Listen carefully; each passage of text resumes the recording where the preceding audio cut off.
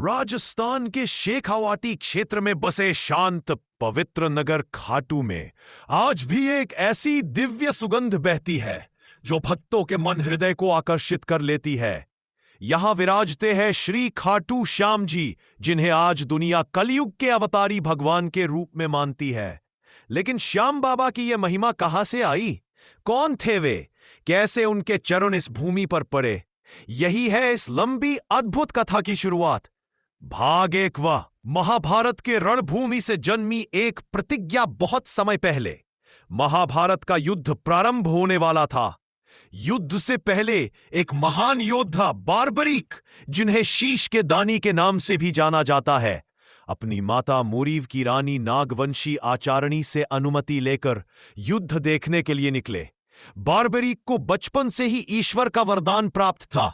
देवी मां काली ने उन्हें 3 बाण प्रदान किए थे। 1. पहला बाण पूरे संसार को चिह्नित कर सकता था। 2. दूसरा बाण चिह्नित शत्रुओं का संहार कर देता। तीसरा बाण चिह्न को मिटा देता। इतना सामर्थ्य किसी महान देवता के पास भी नहीं था। बारबरीक निश्चय कर चुके थे कि वे कमजोर पक्ष की तरफ से युद्ध में भाग लेंगे, क्योंकि उनके लिए न्याय का अर्थ ही यही था। भाग 2। श्री कृष्ण से भेंट और अद्भुत प्रश्न। जब बारबरीक युद्ध भूमि के समीप पहुंचे तो उनका मार्ग रोककर एक साधारण ब्राह्मण ने प्रश्न पूछा। वो ब्राह्मण और कोई नहीं, स्वयं श्री कृष्ण थे। कृष्ण ने पूछा, हे वीर, तुम किस पक्ष का समर्थन करोगे? बारबरीक ने विनम्रता से कहा, मेरा प्रण है कि मैं सदा कमजोर पक्ष का साथ दूंगा। कृष्ण मुस्कुराए, यदि तुम युद्ध में उतरे तो स्थिति हर क्षण बदल जाएगी। तुम जिस पक्ष में जाओगे वह मजबूत होगा और दूसरा कमजोर। फिर तुम पक्ष बदल लोगे। इस तरह युद्ध कभी समाप्त ही नहीं होगा। कृष्ण ने समझ लिया कि यह सामर्थ्य किसी एक पक्ष के लिए अत्यधिक है। भाग 3। सबसे बड़ा दान, शीशदान। कृष्ण ने बारबरीक की क्षमता को परखने के लिए उनसे दान मांगा। ओ वीर, यदि युद्ध में उतरने की आपकी इच्छा है तो पहले मुझे आपसे दान चाहिए। बारबरीक ने कहा, जो भी मांगेंगे वह मैं अवश्य दूंगा। कृष्ण ने कहा, मुझे आपका शीश चाहिए। एक क्षण के लिए पूरी प्रकृति थम गई, लेकिन बारबरीक मुस्कुरा उठे। मेरे प्रभु, यह शीश तो आपका ही है। यदि आप इसे चाहते हैं तो मुझे गर्व है कि मेरा सिर आपके चरणों में समर्पित होगा। और उसी क्षण महाभारत के इतिहास का सबसे बड़ा दान हुआ। श्री बारबरीक ने अपना शीश श्री कृष्ण को अर्पित किया। शीश दान करते समय बारबरीक ने एक विनती की, हे श्री कृष्ण, मेरा मन चाहता है कि इस महान युद्ध को अपनी आंखों से देखूं। कृष्ण प्रसन्न हुए और बोले, हे वीर, मैं तुम्हें चक्रव्यूह के ऊपर एक ऊंचे स्थान पर स्थापित करूंगा, जहां से तुम संपूर्ण युद्ध देख सकोगे। तुम ही एकमात्र साक्षी बनोगे कि इस युद्ध में असली विजय किसकी है। और ऐसा ही हुआ।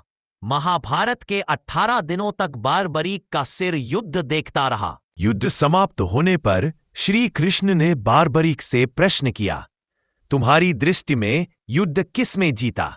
बारबरीक ने उत्तर दिया, प्रभु, मेरा निरीक्षण कहता है कि जहां जहां आपके सुदर्शन ने मार्ग बनाया, जहां जहां आपकी लीला हुई, वही वही पांडवों को विजय मिली। अतः असली विजय तो आपकी ही थी। कृष्ण अत्यंत प्रसन्न हुए। उन्होंने वरदान दिया, हे महान दानी, कलियुग में तुम मेरे श्याम रूप में पूजे जाओगे। लोग तुम्हें श्याम बाबा, खाटू श्याम और हारे का सहारा कहकर पुकारेंगे। जो भी सच्चे मन से तुम्हें याद करेगा उसके सभी दुख दूर होंगे।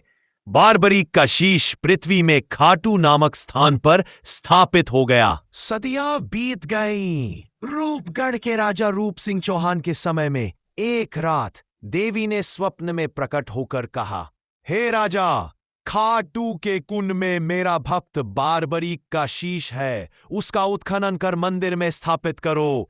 राजा ने निर्देशों का पालन किया और जब कुंड खोदा गया तो एक दिव्य सुगंध और प्रकाश निकला। बिल्कुल उसी समय श्याम बाबा का शीश प्रकट हुआ। राजा अत्यंत विस्मित और भाव विभोर हो गए। शीश को राजकीय शोभा यात्रा के साथ मंदिर में स्थापित किया गया और उसी दिन से खाटू भूमि तीर्थ बन गई। आज भी खाटू में बाबा की आरती, पुष्प भरी फाल्गुन मेला, रथ यात्रा और उनके दरबार का अद्भुत संगीत भक्तों के मन को पवित्र कर देता है। लाखों लोग मानते हैं कि जो श्याम के द्वार आया खाली हाथ कभी नहीं गया। कई भक्तों को रोजी रोटी, व्यापार, परिवार, दुख दर्द, हर समस्या में बाबा का सहारा मिलता है। इसीलिए उन्हें कहा जाता है, हारे का सहारा श्याम हमारा।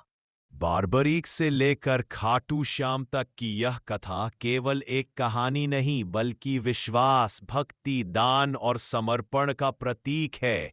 इस कथा का संदेश है, जिसने स्वयं को ईश्वर को समर्पित कर दिया उसका नाम संसार में अमर हो जाता है। चैनल को सब्सक्राइब करें तथा वीडियो को लाइक। अगर श्याम बाबा को प्यार करते हैं तभी सब्सक्राइब तथा लाइक के बटन प्रेस करें।